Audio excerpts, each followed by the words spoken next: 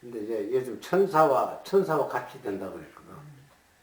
우리 부활해서 천사와 같은 존재가 된다고 그랬으니까. 근데 그 부활하는 육체의 몸으로 육체가 부활하는데 그 몸이 이제 우리는 죽을 때 전부 나이 들고 이제 이렇게 노쇠화된 걸 생각하지만 부활의 의미에서 보면은 뭐 명확하게 그림은 그려져 있지는 않지만 그런 어떤 영혼이 죽지 아니하는 몸으로 부활한다 그랬으니까 뭐 정확하게 물질적으로 표현할 수는 없겠지만 우리가 늙어 있는 아픈 병든 몸 그런 거는 아닐 거예요 분명히. 참 아름다운 모습을. 예, 그렇겠죠. 그러니까 우리가 각자가 상상할 수 있는 가장 아름다운 모습으로 부활한다고 아름다운 모습. 예. 어린아이들의 모습이죠. 그 요한계시록이라든가 그 어디죠? 에스겔서에 보면은 예수님이나 그 예수님 형상이라고 보이는데 그 여러 가지 모양으로 좀 괴상목직한 모양이지만 제가 보기엔 어쨌든 날개도 있고 뭐 이런 호위하는 군모도 있고 이런 그런 개념인데 우리는 그렇게까지는 안 되겠지만 어쨌든 뭐 비슷하게 형상될 것 같은데요. 마가복음에 이제 묵상하시게 되면은 천사는 청년 모습으로 나타났습니다. 네. 그래서 뭐 가보면 알겠고 일단은 신령한 몸이다 하는 게 성경의 구체적인 정확한 표현이고 오늘 히브리서에서는 신체 소생과 명확히 구분되는데 신체의 소생이 영생의 부활과는 무관하지는 않고 그러나 영생의 부활은 더 나은 부활. 여기서 더 나은이라고 하는 것은 절대 비교급이라고 합니다. 그래서 영어 문법으로 하자면은 더는 최상급에만 붙이는데 비교급에 더를 붙였다. 그거는 최상급도 비교 못하는 절대 비교급이라고 하는 거죠. 그래서 더 나은 부활. 그러니까 어떤 질적인 차이가 있다. 신과 인간의 차이. 그런 것처럼 신체가 소생할 때의 부활과 질적인 차이가 있다. 이거를 표현하기 위해서 더 나은 부활이라고 했던 것 같습니다. 이렇게 해서 승리한 영웅들에 대해서 말씀을 하고요. 35절 하반절부터 고난, 죽음, 인내 모본들이 제시가 되고 있습니다. 돼지고기를 먹기만 하면 풀려날 수 있음에도 부활을 기대하면서 끝까지 거절해서 순교당한 엘르아살 제사장과 7 형제들입니다. 고문을 당하면서도 풀려나기를 바라지 않았던 영웅들. 이 36절부터 38절은 고난의 영웅들을 다시 세 그룹으로 나누어서 다양한 모습을 제시합니다. 첫째 그룹은 참혹한 형벌을 감당해낸 분들, 36절이죠. 또 다른 이들은 예레미야처럼 조롱과 채찍질을 당했고 심지어는 예레미야, 하나니, 미가야, 선지자처럼 결박과 투옥까지 당했다. 둘째 그룹은 참혹한 죽음까지 감수한 영웅들입니다.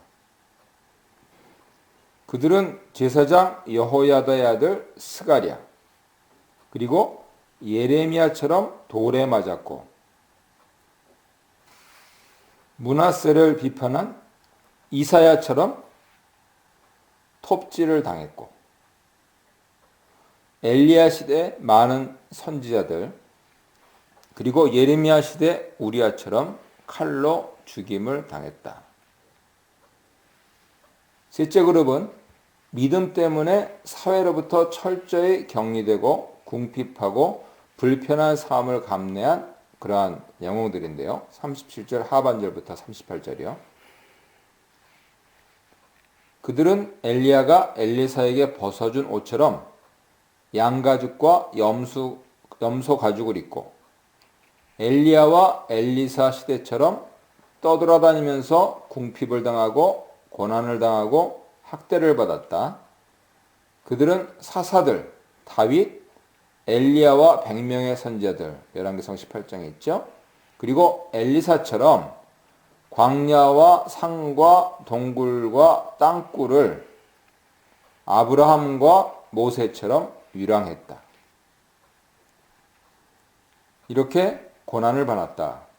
그리고 승리했다. 겁니다. 히브리서 저자는 그래서 역설적인 결론부로 38절 상반절에서 그들에게 세상은 가치가 없었다. 세 번역에서는 세상은 이런 사람들을 받아들일 만한 곳이 못 되었습니다.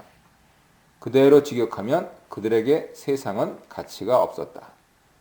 저자가 보기에 무가치한 것은 믿음의 영웅들이 아니고 세상이라는 거죠. 진정한 가치는 더 나은 부활이었기 때문에 무가치한 세상에서 어떤 어려움도 담대하게 감내할 수 있었다 하는 것이죠.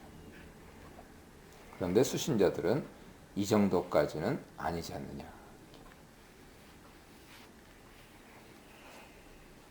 혹시 제가 좀 많이 생략해서 스크립트를 드렸는데 질문 있으신가요? 이 파트가 지금까지 공부한 것 중에서 제일 많이 생략된 거죠. 이사야 선지가 톱질로 사형당했다 그러는 거는 저는 어려서부터 설교를 많이 들었습니다.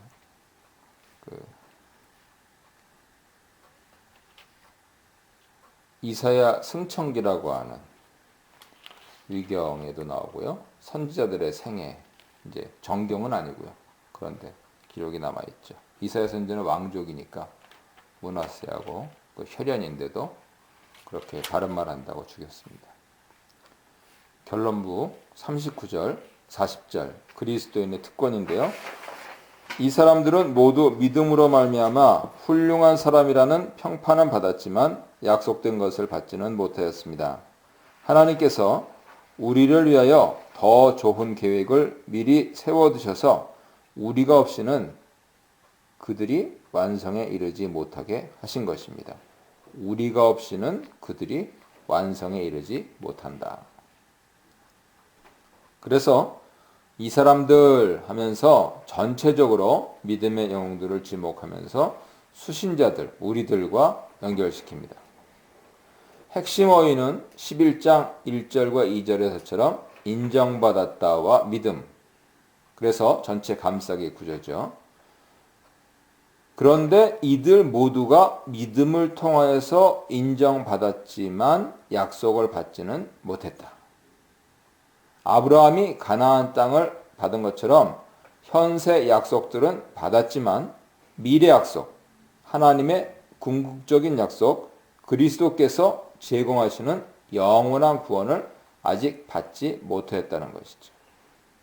그분들이 실책했기 때문이 아니고 1장 2절에서처럼 수신자들이 속한 이 마지막 날들의 궁극적인 약속, 더 나은 것, 양심의 깨끗함, 거룩함을 수반하는 완전하게 되는 것, 즉 영원한 구원, 신령한 하늘에서의 영원한 구원, 그것을 베푸시려고 하나님께서 그렇게 계획하셨기 때문이죠.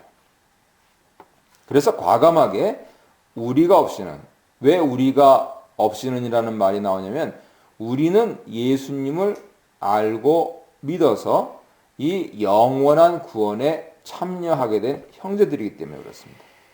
그리고 예수님께서 우리를 형제라 부르기를 부끄러워하지 않으시기 때문에 그렇습니다. 그래서 우리가 없이는 그들이 완전하게 되지 못했다고 선언하고 있는 것이죠. 우리가 그리스도 제사를 통한 예수님의 완전을 소유하게 되기까지 구약의 믿음의 영웅들에게도 그것을 허락하지 않으셨다는 뜻이죠. 이것은 시간적으로 미래 요소, 그것을 연상하시면 이해가 쉬우시고요. 그래서 그 참 훌륭한 조상님들인 그분들과 우리를 연결시켜서 우리를 사실 우리 스스로 생각할 때는 참 별거 아닌데 상당히 격상시켜 놓고 있는 겁니다. 칭찬하는 거죠. 격려하고 있습니다. 그래서 이분들이 그렇게 하셨던 것처럼 우리들도 이 믿음에 승리하자. 이제 그 말씀을 하시고 싶으신 거겠죠. 이제 드디어 11장 넘어가서 12장 1절부터 29절 믿음과 하나님의 단련에 수반되는 인내. 앞서 계속 인내, 믿음 나왔었습니다. 감동적인 권면입니다. 고난은 현실이고 믿음으로 인내하는 것을 독려하기 위해서죠. 말씀드린 대로 11장에서는 직설법, 그런데 12장에서는 명령법, 접속법을 씁니다. 그리고 주어도 1인칭, 2인칭, 우리들, 당신들 이렇게 하면서, 그리고 용어적으로도 12장을 시작하면서 그러므로 해서 앞에 거를 받는 그러한 문법을 취하고 11장 39절, 12장 2절 믿음, 그리고 인정받았다, 그리고 12장 1절의 정인들. 제가 거기 원어 써드렸죠? 예, 비슷한 거 보실 거고요. 11장 40절과 12장 1절 이런 어휘적인 일치를 기함으로써 11장과 12장이 연결되어 있다 하는 부분을 충분히 나타내고 있습니다. 세 단락인데요. 1절부터 3절까지는 지금까지 있었던 믿음의 영웅들, 그분들은 다 나름 최선을 다하셨지만은 이제 완전한 모범이신 예수님. 그리고 4절로 13절은 그렇게 단련하는 목적, 그것을 특별히 잠언, 하박국 말씀을 통해서 논증을 하고요. 그리고 끝으로 14절로 29절에서 이러한 하나님 은혜를 거절하는 것이 얼만큼 위험한가 하는 다섯 번째 마지막 경고 단락을 맺고 있습니다. 이게 지금 다르게 보면은 믿음장이 11장에 그 선지자들이 고난받은 선지자는 예들이 좀 나왔잖아요. 그 예들의 마침표가 예수님 되는 예의 마침표도 예수님이라는 개념으로 봐도 되지 않을까 싶기도 합니다. 그럼요. 창세기 1장을 마무리하는 것은 창세기 2장 1절로 4절입니다.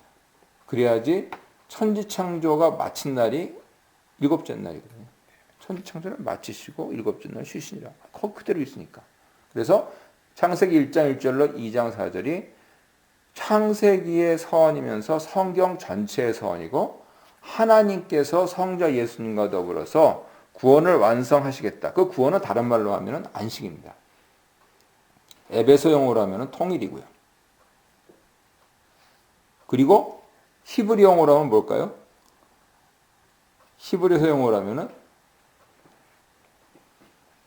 정인입니다.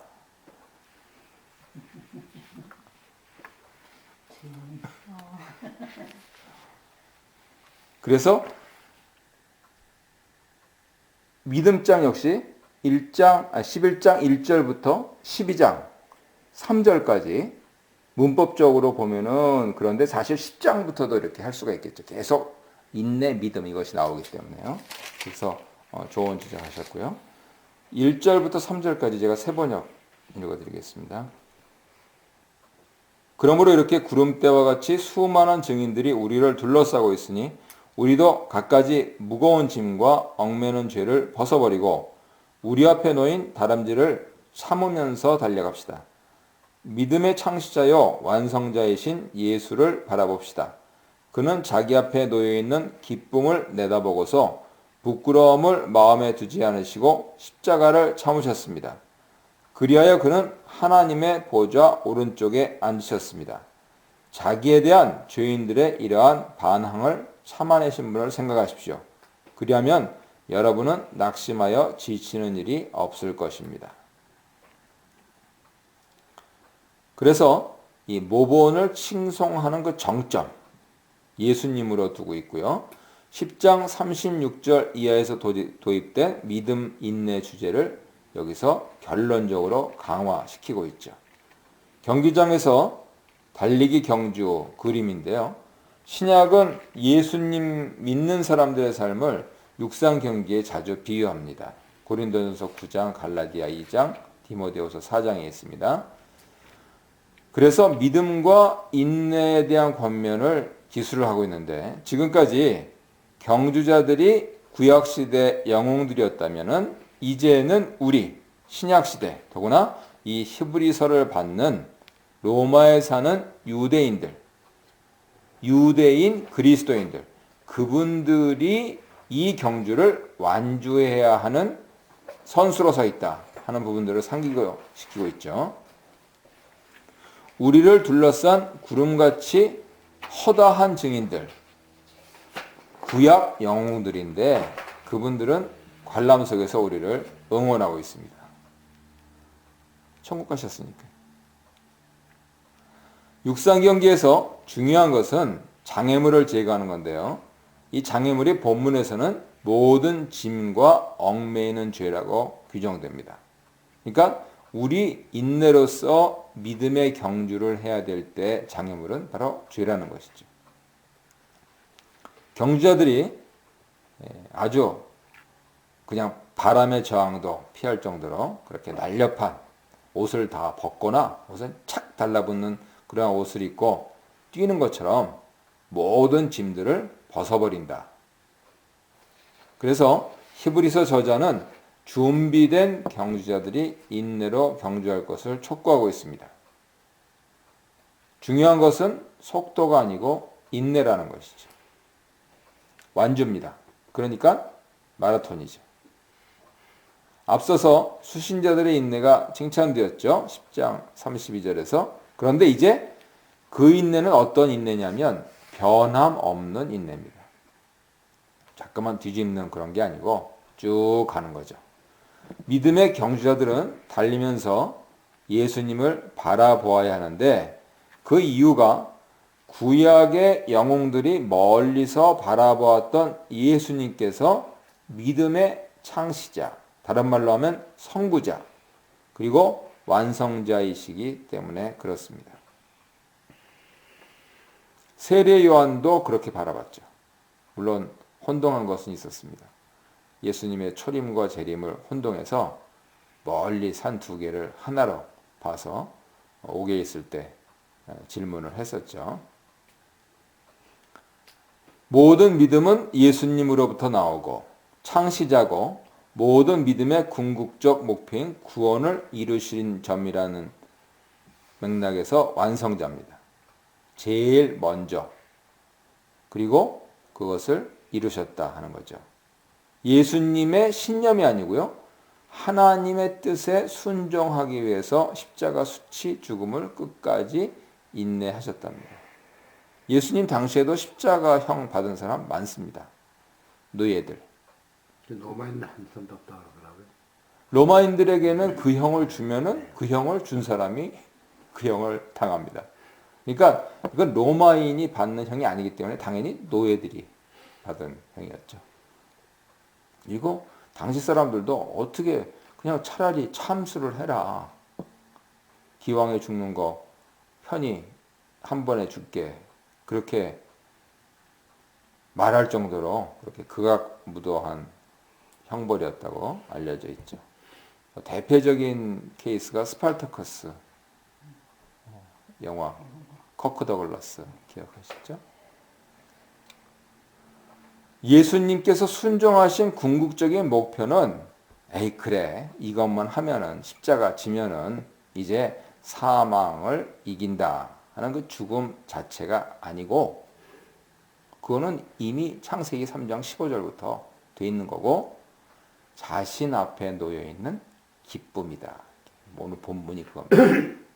이 기쁨이 뭐냐? 바로 하나님 보좌 오른쪽에 앉으시는 거고 예수님을 믿는 사람들도 어떻게 고난을 믿음으로 인내하느냐? 이 기쁨 때문에 그런다는 거죠. 무슨 기쁨이요? 구원받는 기쁨. 그러면 나는 그거 다 귀찮고 여기서 그냥 7, 80년, 길면 90년, 100년 살다 가겠다. 마음대로 하시고요. 그냥. 근데 저는 그 기쁨, 90년, 100년 사는 그 기쁨, 그거는 잠시 기쁨이고 영원한 기쁨으로 가겠습니다. 하는 것이 논리적이라고 생각합니다. 예수님께서 이렇게 완성자이신 것은 앞에 놓여 있는 기쁨을 위해서 인내하신 그 믿음이 영원한 승리를 통해서 하나님 약속하신 성취를 입증해 주기 때문입니다. 그래서 구약은 왜 구약이냐? 오래돼서 구약인데 왜 오래됐느냐? 예수님 오실 거를 약속하셨으니까. 그러면 신약은 왜 신약이냐? 새로 돼서 신약인데 뭐가 새로 됐느냐? 예수님 오신 것을 약속해서 신약이다. 그거죠. 그래서 저는 참 행복합니다. 약으로 다 먹고 살고 있기 때문에. 그렇죠. 신구약, 양약, 한약. 얼마나 감사한지 모르겠습니다.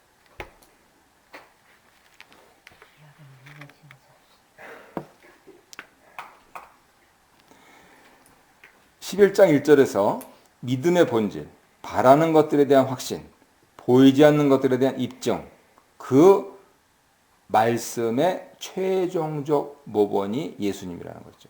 그래서 예수님을 모델로 삼아라 하는 권면을 3절에서 계속 하시고 있습니다. 사람이 이제 매너리즘에 빠지고 그 참 여러 어떻게 표현해야 될까요? 믿었고 소망했고 사랑했고 그런데 시간이 지나면 지날수록 이제 지치죠. 우리는 그것을 권태라고 부릅니다. 그런데 믿음의 차원에서 봤을 때는 낙심이라고 하고요. 그러한 위험에 직면하는 마라톤 선수들, 그 선수들과 같은 처지에 놓인 수신자들은 죄인들이 예수님을 향해서 참 비교할 수 없을 정도로 그 수신자들이 받은 것과 같은, 그러나 비교할 수 없을 정도로 온갖 비방과 모욕과 수치심을 유발하는 행동들, 그것을 적개심을 가지고 예수님께 행하셨고 예수님은 그것을 참으셨다 하는 거, 그거를 기억해야 된다는 거죠. 재미있으면은 권태가 나나요? 재미없으면 권태가 나나요? 재미있으면 나죠. 재미있어도 나고 없어도 나고. 없으면 나지. 있어도 나지. 왜냐면 재미있으면 제- 시간이 가는지 모르고. 아니 그 시간이 쭉 오래게 되면 그게 재미있는 일이 없는지 모른다고. 그러니까 우리가 일시적으로 기분이 좋았다. 그게 계속 하면 좋은데 다운이 되면 이제 굉장히 기분 나쁘고 더 센 걸 요구하게 되는 거지. 지금 여기서 지금 얘기하는 개념이 권태라고 하는 개념은 우리에게 적용되는 개념입니다. 그러니까 우리가 믿음에 하는데 그런 큰 장애물 없이 내가 원하는 데 얼마든지 믿을 수 있는 그 여건에서 올 수 있는 그 나태함, 게으름, 그것이 권태가 오는 그런 부분이 되는 것 같고, 근데 실제 지금 여기 히브리서 저자의 수신자들은 그런 권태가 문제가 아니라 지금 여기서 그 경주에서 낙심하게 이렇게 나고 되는 경주를 멈추게 되는 이유가 이제 핍박과 조롱과 그 로마 정부에 있던 그런 조롱과 그런 우리가 하고 비교할 수 있는 어떤 그런 상황에서 또 그래서 사실 그건 권태가 아니고 어떤 뭐라 그래야 되는 거예요.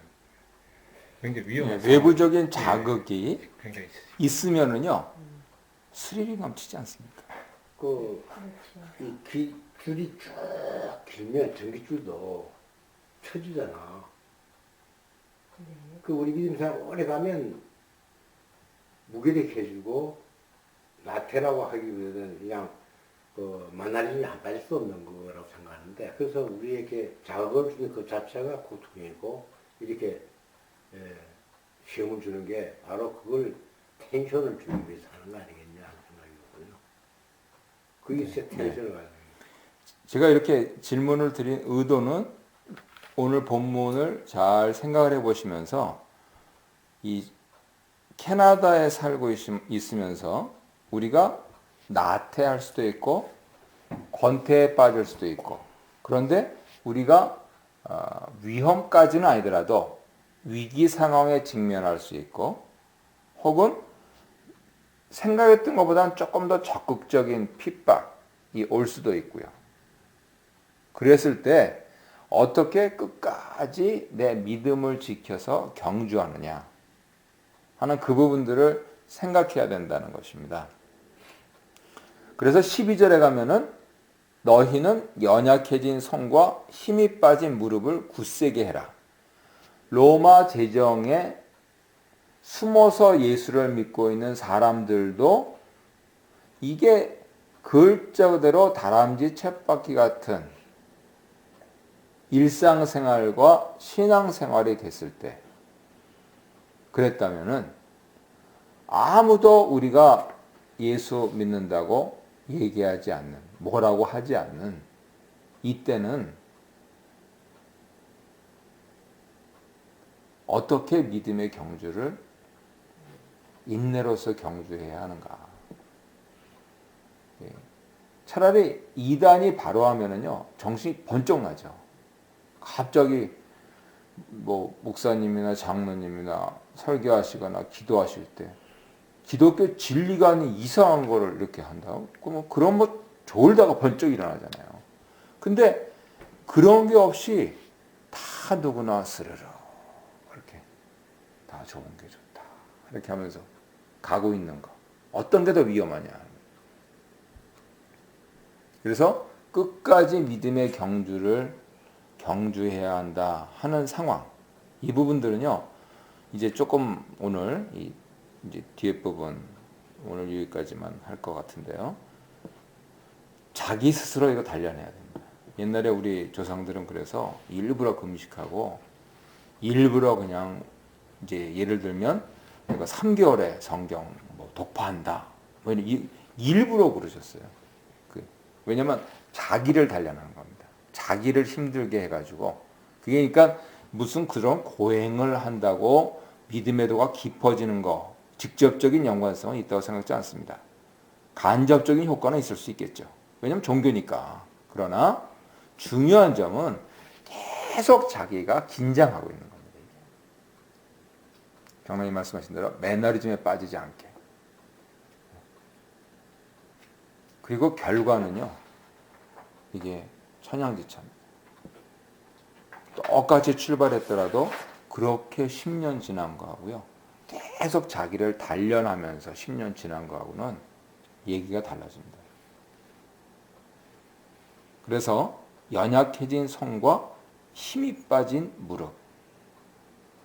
혹시 편안 캐나다에서 살 때 나 스스로 이렇게 되지 않는가 하는 부분들 잘 생각을 해야 될 것 같고요. 이제 4절부터 13절까지 단련의 목적이 나옵니다. 좀 패시지가 길지만 빨리 읽어드릴게요. 여러분은 죄에 맞서서 싸우지만 아직 피를 흘리기까지 대항한 일은 없습니다. 또 여러분은 하나님께서 여러분을 향하여 자녀에게 말하듯이 하신 이 권면을 잊었습니다. 내 아들아, 주님의 징계를 가볍게 여기지 말고 그에게 꼬지람을 들을 때 낙심하지 말아라. 주님께서는 사랑하시는 사람을 징계하시고 받아들이시는 아들마다 채찍질하신다. 징계를 받을 때 참아내십시오. 하나님께서는 자녀에게 대하시듯이 여러분에게 대하십니다. 아버지가 징계하지 않는 자녀가 어디에 있습니까? 모든 자녀가 받은 징계를 여러분이 받지 않는다고 하면 여러분은 사생아이지 참 자녀가 아닙니다. 우리가 육신의 아버지도 훈육자로 모시고 공경하거든 하물며 영들의 아버지께 복종하고 살아야 한다는 것은 더욱더 당연한 일이 아니겠습니까? 육신의 아버지는 잠시 동안 자기들의 생각대로 우리를 징계하였지만 하나님께서는 우리를 자기의 거룩하심에 참여하게 하시려고 우리에게 유익이 되도록 징계하십니다. 무릇 징계는 어떤 것이든지 그 당시에는 즐거움이 아니라 괴로움으로 여겨지지만 나중에는 이것으로 훈련받은 사람들에게 정의의 평화로운 열매를 맺게 합니다. 그러므로 여러분은 나른한 손과 힘 빠진 무릎을 일으켜 세우고 똑바로 걸으십시오. 그래서 절름거리는 다리로 삐지 않게 하고 오히려 낫게 하십시오. 예수님께서 생전에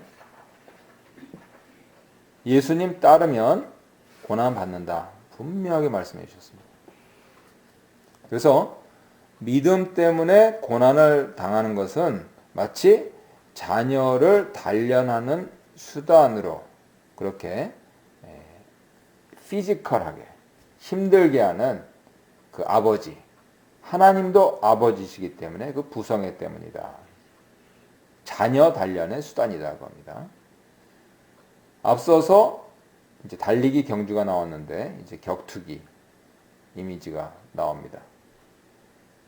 대적은 죄인데 앞에 장애물로 표현된 얽매이기 쉬운 죄보다는 아주 구체적인 수신자들을 공격하는 죄인 대적자들입니다.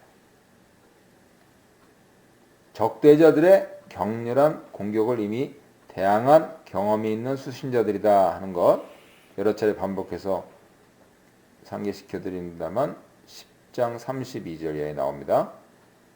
이분들이 아직 순교의 피를 흘리는 심각한 사정에 이르지는 않았습니다.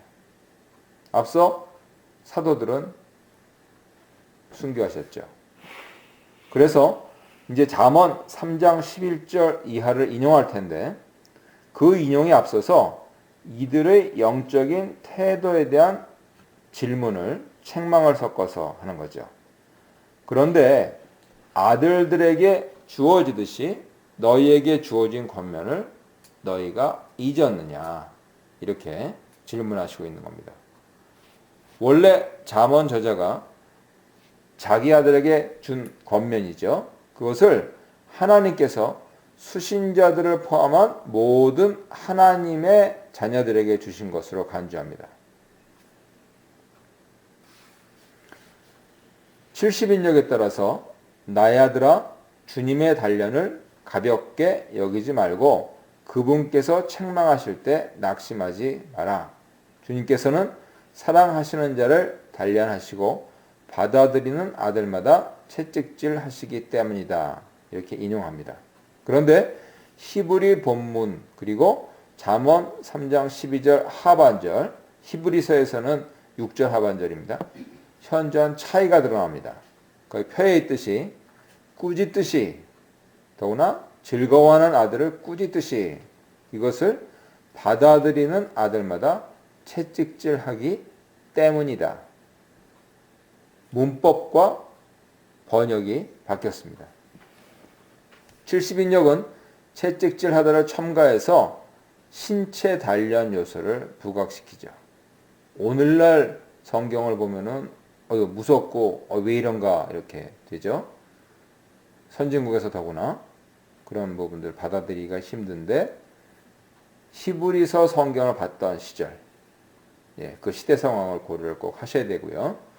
5절 하반절에 단련이라고 하는 것은 잘못을 했으면 가하는 것 그리고 잘못을 안 했더라도 가하는 것 징벌적인 혹은 비징벌적인 요소를 포괄하는 지적인 교육, 생활방식, 윤리, 정신상태 모든 부분을 다 아우르는 표현입니다. 그러니까 오늘날 교육자들이 옛날 전인교육으로 돌아가자 하는 부분들은 공부도 잘해야 되고 체육도 잘해야 되고 품행도 방정해야 되고 어떻게 해서 그게 가능했을까요? 단련을 통해서 가능했습니다. 그런데 히브리서 저자는 인용을 하면서 하나님께서 단련하시면 잘못된 반응 두 가지 나타날 수 있다 지적합니다. 첫 번째는 가볍게 여기는 것, 5절 중반절이요. 두 번째는 책망하시면 낙심하는 것. 우리 자녀들 모습들이 그려지죠. 6절은 아들들에 대한 엄격하게 단련하고 잘못에 대해서 회초리를 아끼지 아니하시는 아버지의 사랑, 부성의 관점에서 하나님 단련을 설명하고 있습니다. 그리고 7절에서는 이제 인용한 이 잠언 말씀을 적용을 직접 하고 있죠. 먼저 단련을 위해서 인내하라고 합니다. 단련의 중요성을 강조하기 위해서 부정적인 답변을 기대하는 의문문을 제시하죠. 도대체 어느 아버지가 아들을 단련하지 않느냐. 누구나 그런다는 것이죠. 사실 하나님께서는 예수님을 그렇게 단련하셨고 그리고 예수님이 단련을 받으시면서 그 너머에 있는 기쁨을 보셨던 것처럼, 그것을 향해서 달려가셨던 것처럼 예수님께 지극히 높은 지위를 부여하셨습니다. 따라서 수신자들이 현재 받는 단련은 그들의 아들 신분을 확증해 주는 환영할 대상이라는 겁니다. 하나님 단련 받기가 싫다면 당시 로마법에 따르면 사생제가 되는 8절에 나오죠. 중대한 결과를 초래합니다. 영어에서 욕으로 쓰이는데 BAS, TARD 이게 그 뜻입니다. 아무런 권리가 없습니다. 기업도 받지 못하고 가게도 잊지 못합니다. 그런데 하나님 단련을 받으면 당장은 힘들어도 결국 하나님 아들의 지위와 특권을 확증받고 시간이 지나면 단련하신 의도와 목적을 깨닫고 아버지를 존경하게 됩니다. 특히 9절은 이 부자관계 비유를 작은 것, 육신의 아버지에서 큰 것, 영들의 아버지로, 그래서 부자, 이 유사관계에서 작은 것과 큰 것, 비교하는 매체로 더 발전시키고 있습니다. 정상적인 부자관계에서 아들이 깨닫는 것이 중요하고 우리도 그렇게 살아야 된다. 나아가서 하나님 단련을 기쁘게 받아들이는 것은 선택의 문제가 아니라는 것이죠. 이거는 생존의 문제입니다. 현대영어로 하자면 생활의 문제가 아니고요. 생존의 문제라는 겁니다. 10절에서 비교 논증을 계속하는데요. 육신의 아버지는 자신들이 좋아 보이는 대로, 즉 자신들의 생각대로 단련하고 자의적이고 임의적으로, 또한 어렸을 때는 회초리를 사용하면서 잠깐 동안 단련합니다. 심지어는 그래서 아버지보다 힘세게 되면 아버지를 살해한 그런 아이들도 많이 나타나죠. 이와 대조적으로 하나님 단련의 성격은 객관적으로 우리 유익을 위해서 자신의 거룩함에 참여하도록 단련하시는 것입니다. 그러니까 우리가 여기 있으면 이만큼인 거죠. 그래서 여기를 어떻게 가냐고. 근데 예수님은 완전한 사람으로서 여기를 가신 거죠. 이 기쁨을 바라봄으로써.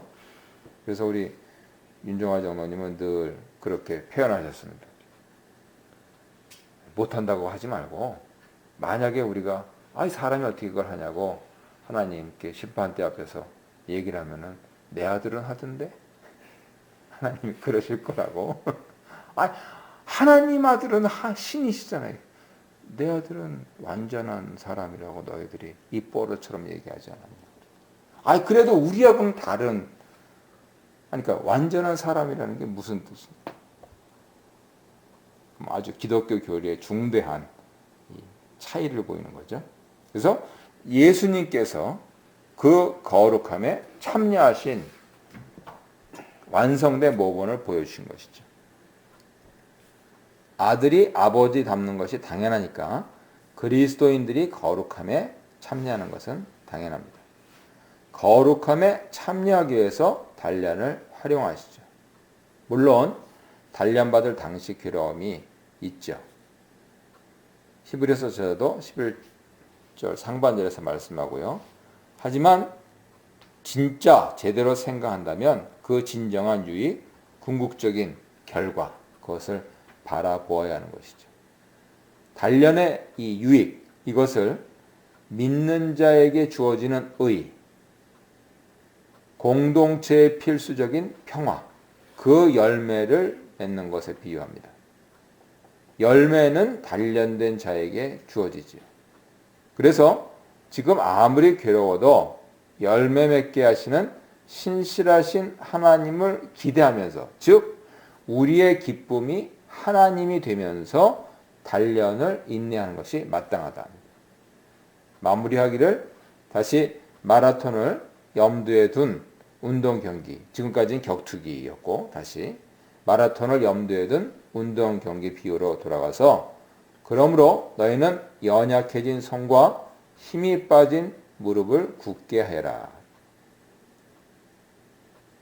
잠언 3장 11절 낙심하지 말라. 이거를 이사야 35장 3절에 근거해서 보완하시고 있는 겁니다. 너희의 발을 위하여 길을 곧게 하라. 길을 곧게 하라. 최단거리죠. 하나님 뜻에만 집중하라는 겁니다. 그렇게 하면서 긍정적으로 권면을 하고 마무리하고 있습니다.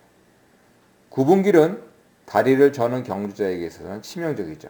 그러니까 길을 곧게 해야 할 목적이 손이 연약해지고 무릎에 힘이 빠진 결과 저는 다리가 어긋나지 않게 하고 오히려 고침을 받게 하기 위해서다라고 13절 하반절에서 말씀을 하고 있습니다.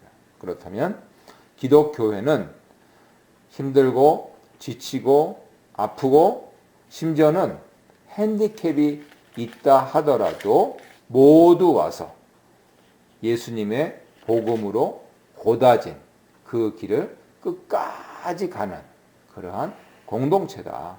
그래서 뭘 받냐? 의와 평화. 그거를 한마디로 꽉 짜서는 뭐냐? 구원. 그것을 말씀을 하시고 있습니다.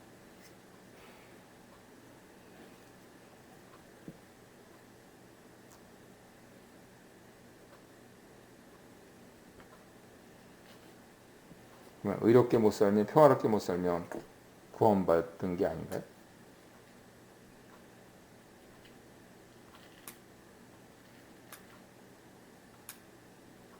네.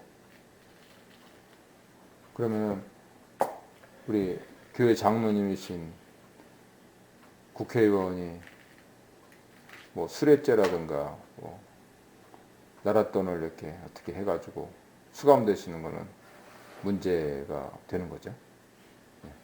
다른 게 아니고 국법의 문제가 되는 게 아니고 그분 구원의 문제가 되는 거죠.